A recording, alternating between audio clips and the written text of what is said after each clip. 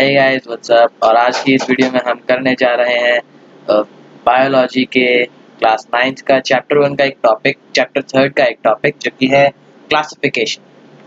सो classification होता क्या है और क्लासिफिकेशन को हम यूज़ क्यों करते हैं।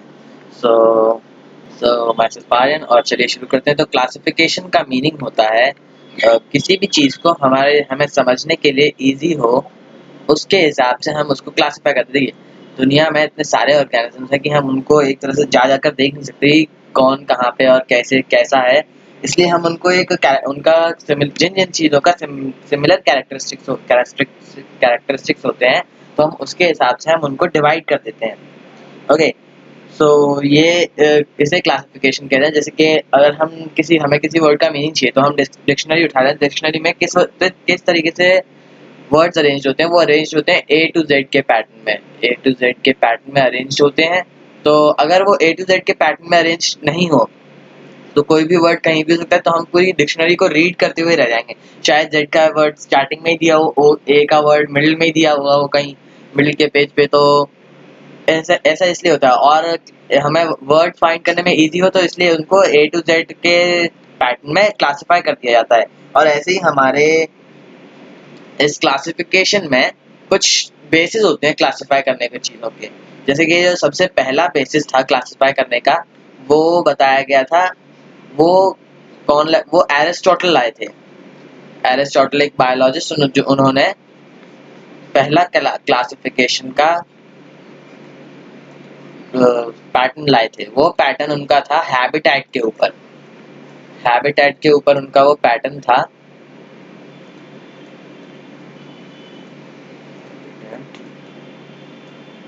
लेकिन इसको ज़्यादा दिनों तक एक्सेप्ट नहीं किया गया। क्यों? क्योंकि एक ही हैबिटेट में कई तरह के ऑर्गेनिजम्स रहते हैं। पानी में ही फिशेज रहती हैं, इन वाटर, लाइक वाटर में ही कई तरह के जानवर रहते हैं, वाटर में ही फिशेज रहती हैं।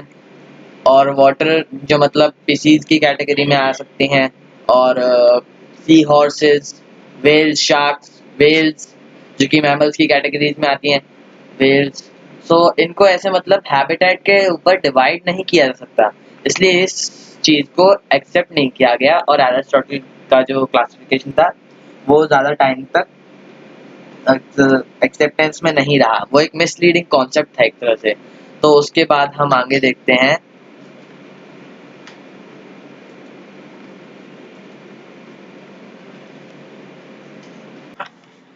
अब हम देखने जा रहे हैं बेसिस ऑफ क्लासिफिकेशन। बेसिस, अब देखो हर किसी चीज़ को क्लासिफाई करने का एक बेसिस होता है। जैसे कि डिक्शनरी में हमने देखा था कि ए टू जेड के पैटर्न में हमने क्लासिफाई किया था, ए टू जेड के पैटर्न में। तो इसमें भी कुछ ना कुछ बेसिस होगा। तो उसका बेसिस है, सबसे पहले हम देखते हैं कॉम्प्लेक्सिटी ऑफ सेल स्ट्रक्चर, कि सेल प्रोकैरियोटिक है या फिर यूकैरियोटिक है। तो ये दोनों चीज़ों पे हम कॉम्प्लेक्सिटी पे बेस्ड क्लासिफाई करते हैं सेल स्ट्रक्चर। देखो, प्रोकैरियोटिक का मीनिंग होता है प्रिमिटिव, जिसका बहुत ही प्रिमिटिव सा सेल स्ट्रक्चर हो, जिसमें कुछ भी वेल डिफाइंड ना हो। उसका वेल डिफाइंड न्यूक्लियस भी नहीं होता है, ना ही मेम्ब्रेन बाउंड सेल ऑर्गेनेल्स होते हैं। मतलब इन दोनों में से कुछ भी उसमें प्रॉपरली क्लास मतलब डिफाइंड नहीं होता है, दिखाई नहीं देता है अच्छे से।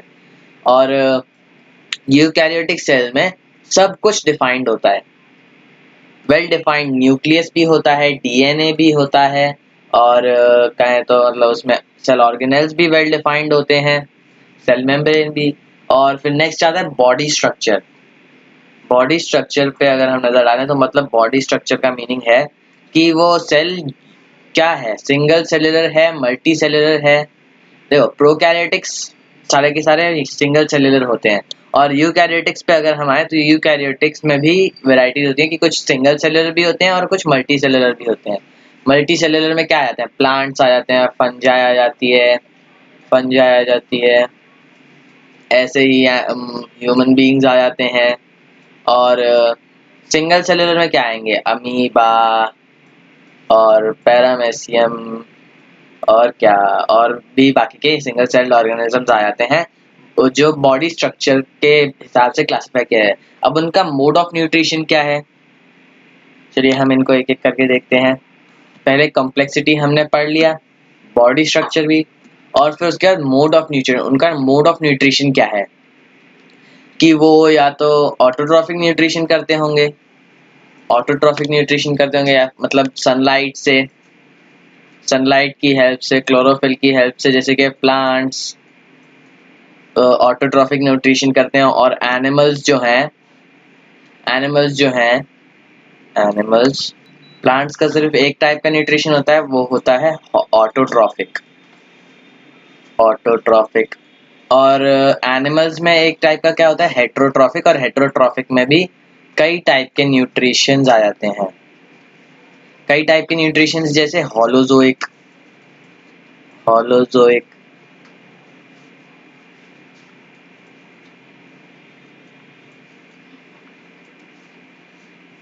और आ जाते हैं पैरासाइटिक मोड ऑफ न्यूट्रिशन। ऐसे ही बाकी के mode of nutrition heterotrophic nutrition में आ जाते हैं, जो कि एनिमल्स कंडक्ट करते हैं ऐसा न्यूट्रिशन। ओके, तो हम आगे बढ़ते हैं अपनी स्लाइड में। अब है level of body organisation. Level of body organisation मतलब कि जिस टाइप का उसको फीचर चाहिए उसी हिसाब से उसकी बॉडी का ऑर्गेनाइजेशन होना। जैसे कि प्लांट्स को क्या चाहिए, जैसे कि हमारा सरफेस है, ये हमारा प्लांट है, लेट्स सपोज। प्लांट को क्या चाहिए कि वो एक ही जगह पे स्थिर रहे, उसको एक जगह पे डटे रहना है, ताकि मतलब उसको कोई विंड उड़ा के ना ले जाए, कोई वाटर बहा के ना ले जाए ऐसे।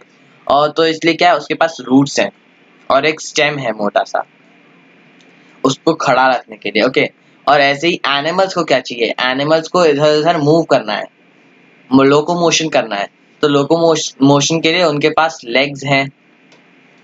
और कई ऑर्गेनिजम्स, यूनिसेलुलर ऑर्गेनिजम्स के पास अलग अलग तरीके होते हैं। जैसे कि हम एग्जांपल ले लेते हैं, एक पैरामीशियम का है, मैं इसको रफली ड्रॉ करने की कोशिश कर रहा हूँ और ये कुछ ऐसा ड्रॉ होगा, आई थिंक सो। पैरामीशियम का, तो पैरामीशियम के आसपास छोटे छोटे हेयर होते हैं, सीलिया जिन्हें कहते हैं। वो मूवमेंट में भी हेल्प करते हैं और तो और फूड इनटेक में भी हेल्प करते हैं। जो भी कोई फूड आसपास होता है उसको इनटेक करने में भी हेल्प करते हैं। तो इस तरीके से पैरामीशियम के लिए ये लोकोमोटिव ऑर्गन उसके सीलिया हो गए, और अमीबा के लिए उसके स्यूडोपोडिया, जिससे वो इधर उधर मूव करता है। तो अब आगे बढ़ते हैं। फंक्शनल ऑर्गेनाइजेशन का मीनिंग है कि जो भी कोई बॉडी है उसके फंक्शंस के हिसाब से उसके ऑर्गन्स होना, इंटरनल ऑर्गन या फिर हम कह सकते हैं एक्सटर्नल ऑर्गन। तो जैसे कि ह्यूमन बॉडी को लेट्स से रेस्पिरेशन के लिए उसके पास पूरा रेस्पिरेटरी सिस्टम होता है, लंग्स का और ब्रोंकियोल्स, और हम कह सकते हैं trachea, this is trachea, this is our nose, and oops. So this is our nose part, this is our lungs, this is our diaphragm, this is our trachea. So इस हिसाब से फंक्शनल ऑर्गेनाइजेशन मतलब कि हर किसी के functions के हिसाब से उसकी बॉडी का ऑर्गेनाइजेशन होगा। और जैसे कि ह्यूमंस को डाइजेस्ट भी करना होता है फूड, तो उनके पास पूरा एक एलिमेंट्री कैनाल होता है। तो इस प्रकार से हर एक बॉडी का एक ऑर्गेनाइजेशन हो, बॉडी का एक फंक्शन के हिसाब से ऑर्गेनाइजेशन होता है। और अब हम आगे चलते हैं एवोल्यूशन पे। तो देखिए, ऐसा तो नहीं है कि मतलब एक स्नैप किया और सभी तरह के प्राणी इस धरती पे आ गए, और ऐसे तो बिल्कुल नहीं है। और इसलिए मतलब ऐसा कैसे हुआ, तो मतलब धीरे धीरे एवोल्यूशन हुआ होगा। जैसे कि पहले सबसे छोटे ऑर्गेनिज्म, उसके बाद वो थोड़े से टिश्यूज में बने, उसके बाद ऑर्गन्स, उसके बाद और भी ज़्यादा आगे डेवलप होते गए। ऐसे तरीके से डेवलप एवोल्यूशन हुआ हुआ। इसी चीज़ को टर्म भी दिया गया है, एवोल्यूशन। और ये सबसे पहले चार्ल्स डार्विन ने डिस्क्राइब किया था अपनी बुक ओरिजिन ऑफ स्पीशीज में, इस एवोल्यूशन टर्म को, और बताया था कि कैसे क्या कब हुआ होगा। तो इस अब कि किस बेसिस पे, किस हिरार्ची पे किस लॉजिकल सीक्वेंस पे, हिरार्ची का मतलब होता है कि किसी भी चीज को क्लासिफाई करने का लॉजिकल सीक्वेंस, किस लॉजिकल सीक्वेंस पे क्लासिफिकेशन हुआ है, हिरार्ची क्या है।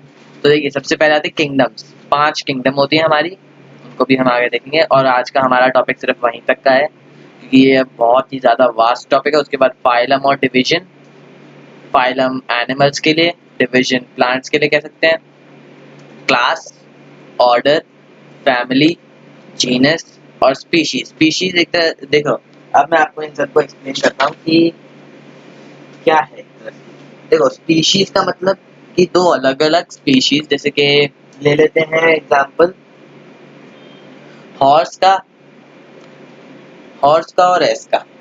तो एस एक हॉर्स के टाइप का ही लगता है हमें, दिखने में भी हॉर्स की तरह ही होता है, और इसलिए मतलब वो एक जैसी बहुत ज्यादा सिमिलैरिटीज हैं, उनको एक तरह से स्पीशीज में क्लासिफाई किया होता है कि मतलब वो एक ही स्पीशीज की हैं।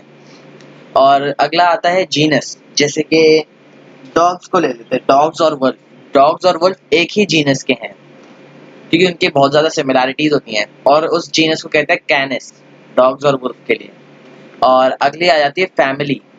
कैट्स, कैट्स और लॉयंस की जो पूरा ग्रुप है, कैट्स और लॉयंस की जितनी भी जीनस होती होंगी, उसका जो पूरा ग्रुप है उसको क्या कहते हैं, उसको फेलिडे कहते हैं। उसकी फैमिली का नाम होता है फेलिडे।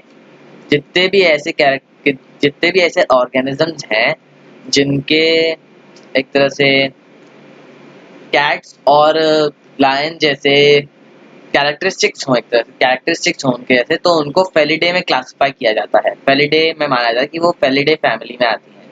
और अब अगला आता है ऑर्डर। एक तरह से ये क्या होता है कि ये स्पीशीज मतलब बहुत सारे ऑर्गेनिजम्स के से रिलेटेड एक स्पीशीज। हाँ, अब क्या बहुत सारे ऑर्गेनिजम्स एक दूसरे से रिलेटेड हो तो वो स्पीशीज में होते हैं। अब बहुत सारी स्पीशीज एक दूसरे से रिलेटेड हो तो वो जीनस होते हैं। अब बहुत सारे जीनस एक दूसरे से रिलेटेड हो तो उसको फैमिली कहते हैं। और अगर कुछ फैमिलीज एक दूसरे से रिलेटेड हो तो उसको ऑर्डर कहते हैं। और कुछ ऑर्डर एक दूसरे से रिलेटेड हो तो उसको कहते हैं क्लास। और वो अगर कुछ क्लासेस एक दूसरे से रिलेटेड होती हैं तो उसको कहते हैं डिवीजन। डिवीजन में डाल दिया जाता है उनको एक। और फिर अगर वो फाइलम और डिवीजन एक दूसरे से रिलेटेड होते हैं तो उनको एक किंगडम में डाल दिया जाता है। अब बस किंगडम तक रुकते हैं, और किंगडम के आगे और कोई नहीं होता। बस उसके बाद हमारी 5 किंगडम्स होती हैं, और उसके बाद हमारा एक ऊपर आ जाता है ऑर्गेनिजम्स, जिसमें सब कुछ इंक्लूड होता है ऑर्गेनिजम्स में। दुनिया में हर एक चीज ऑर्गेनिज्म ही तो है। हाँ, तो उसके बाद अगर देखा जाए, हम आगे देखें तो फिर ये हमें दे रखी हैं हमारी 5 किंगडम्स, जो हमारा आज का मेन टॉपिक है। हम अगर इन पे नजर डालें तो ऑर्गेनिजम्स को सबसे पहले डिवाइड किया है प्रोकैरियोट्स और यूकैरियोट्स में। मतलब पहली जो हमारी किंगडम आ गई हमारी, वो आ गई मोनेरा, पहली नंबर की किंगडम है, फर्स्ट किंगडम है। उसके बाद दूसरी आ गई प्रोटिस्टा, ये है। फिर आगे मल्टी सेलुलर में fungi, third kingdom. Second kingdom, ये है थर्ड किंगडम। और ये आ गई हमारी फोर्थ किंगडम, ये आ गई हमारी फिफ्थ किंगडम एनिमलिया। एक तरह से इनके स्ट्रक्चर्स पे डिपेंडेंट है कि मतलब मोनेरा सबसे प्रिमिटिव मतलब प्रोकैरियोट्स, और यूकैरियोट्स मतलब उससे थोड़ा सा ज़्यादा एडवांस लेवल, और उसमें भी सिंगल सेलुलर और मल्टी सेलुलर। ये प्रोटिस्ट सारे के सारे सिंगल सेलुलर होते हैं। मल्टी सेलुलर में फिर हमें डिवाइड किया गया है किस पे, फंजाई पे, फंजाई और प्लांटियर एनिमलिया। चलो इनको अलग अलग देखते हैं। तो मोनेरा में क्या आ जाता है, जो सबसे प्रिमिटिव होते हैं प्रोकैरियोटिक सेल्स, जिनका कोई वेल डिफाइंड न्यूक्लियस नहीं होता और जिनका कोई वेल डिफाइंड सेल ऑर्गेनेल नहीं होता, वो आ जाते हैं प्रोकैरियोटिक में। तो इनके कुछ एग्जांपल्स हैं, जैसे कि bacterium, bacterium, blue green algae, और ऐसे अलग अलग तरीके के प्रोकैरियोटिक सेल्स सारे के सारे आते हैं मोनेरा किंगडम में।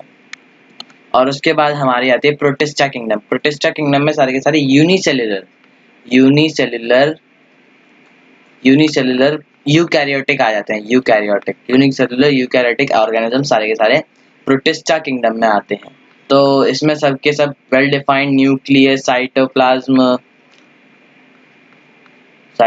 Nucleus, nucleolus, chromatin, nuclear pore, nuclear envelope और अदर बाकी सब बाकी सब वेल डिफाइंड सेल ऑर्गेनेल्स भी होते हैं, सभी वेल डिफाइंड। और फिर उसके बाद आ जाते हैं फंजाई। फंजाई होते हैं मल्टी सेलुलर ऑर्गेनिजम्स। सो हम एक यूनिसेलुलर ऑर्गेनिजम्स का एक एग्जांपल ले लेते हैं पहले, जैसे कि अमीबा हो गया, अमीबा, और मान लेते हैं हम क्या, अमीबा हो गया, और भी अलग अलग तरह के पैरामेसियम, यूग्लेना, अलग अलग तरह के यूनिसेलुलर यूकैरियोटिक सेल्स, जो सभी ये सभी के सभी प्रोटिस्टा किंगडम में आते हैं। तो नेक्स्ट है फंजाई। फंजाई में क्या क्या आ जाता है, जैसे कि हमारे सिंपल मशरूम्स हो गए, जो कि एक तरह से सेप्रोफाइटिक न्यूट्रिशन से या फिर कह सकते हैं हेटरोट्रॉफिक या फिर पैरासाइटिक न्यूट्रिशन से अपना न्यूट्रिशन, अपना खाना लेते हैं। ओके, तो आ गया मशरूम सिंपल एस्परगिलस, सॉरी इसकी इमेज क्लियर नहीं आ पा रही होगी शायद, एस्परगिलस आ जाता है उसमें, और हम कह सकते हैं एगेरिकस आ जाता है एग्जाम्पल्स के तौर पे, और पेनिसिलियम आ जाता है एग्जाम्पल्स के तौर पे।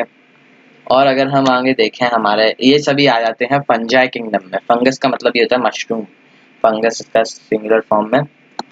और नेक्स्ट है प्लांटे किंगडम, जिसमें सभी तरीके के प्लांट्स, फूल पौधे, फल फूल सभी आ जाते हैं। हर तरह का प्लांट जो भी होगा, ग्रीन कलर का, कोई भी कलर का, जिसमें फूल होगा, जिसका स्टेम होगा, जिसका वेल डिफाइंड बॉडी होगी, जिसके रूट्स होंगे, स्टेम, लीव्स, अलग अलग तरह के वेल डिफाइंड चीजें होंगी, तो वो आ जाते हैं सीधे के सीधे प्लांट किंगडम में, सभी के सभी।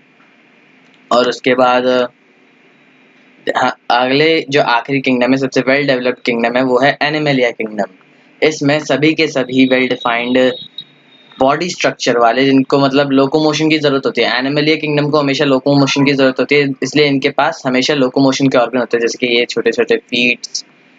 और हम कह सकते हैं फिशेस की अगर हम ध्यान दें फिशेस के ऊपर, तो उनके फिन्स होते हैं, यहाँ पे फोटो में आ नहीं रहे हैं। और एप्स, मैमल्स के पास उनके हैंड्स एंड लेग्स, और जेलीफिश के पास उनके ये